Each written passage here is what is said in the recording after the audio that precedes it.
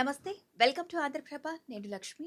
Singer Chinmayi Sripada గురించి ప్రత్యేకంగా చెప్పాల్సిన పని లేదు. సోషల్ మీడియాలో ఎప్పుడూ యాక్టివ్‌గా ఉండే ఆమె తన పర్సనల్ విషయాలతో పాటు సామాజిక అంశాలపై కూడా స్పందిస్తూ వార్తల్లో నిలుస్తుంటారు.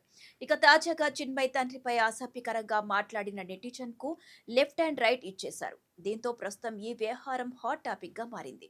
ఆ ఫుల్ డీటెయిల్స్ ఏంటో ఈ వీడియోలో చూద్దాం. ప్రస్తుతం ప్రపంచ వ్యాప్తంగా ఎప్స్టీన్ ఫైల్ స్కామ్ సంచలనంగా మారిన సంగతి తెలిసిందే.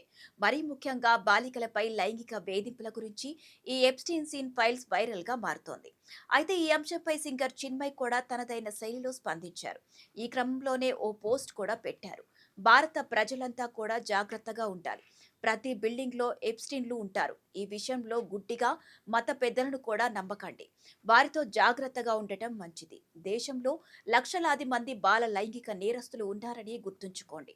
మీకు తెలిసిన అమ్మాయిని కూడా అడగండి. మొదటిసారి ఎప్పుడు ఏ వయసులో లైంగిక వేధింపులకు తాను గురైందో మీకు చెబుతుందంటూ పోస్ట్లో పేర్కొన్నారు చిన్మయ్.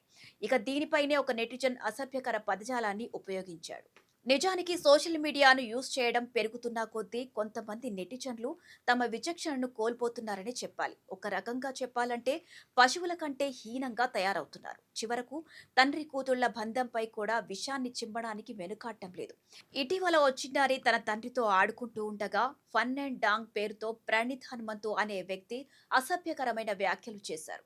దీనిపై సీఎం రేవంత్ రెడ్డి కూడా తీవ్రంగా స్పందించారు. అయితే తాజాగా అదే తరహాలో సింగర్ చిన్మయ్పై ఓ నెటిజన్ నీ తండ్రి నిన్ను అత్యాచారం చేసి ఉంటాడంటూ నీచమైన కామెంట్స్ చేశాడు. దీనికి ఆమె స్ట్రాంగ్ కౌంటర్ కూడా ఇచ్చింది. ఈ మేరకు చిన్మయ్ పోస్ట్లో ఇలా చెప్పుకొచ్చారు. నా తండ్రి నన్ను అత్యాచారం చేయలేదు. కానీ తండ్రులు తమ కూతుళ్లపై అఘాయిత్యం చేస్తారని మీరు ఖచ్చితంగా ఊహించుకుంటారని తెలుస్తోంది. మీరు ఏంటో మీ సంస్కృతి ఏంటో కూడా అర్థమవుతోంది. మిమ్మల్ని ఎవరు పెంచారో కూడా మీ ప్రవర్తనలో కనబడుతుందంటూ ఘాటుగా రిప్లై ఇచ్చారు. కాగా ప్రస్తుతం ఈ ట్వీట్ వ్యవహారం నెట్టింట హాట్ టాపిక్ గా మారింది.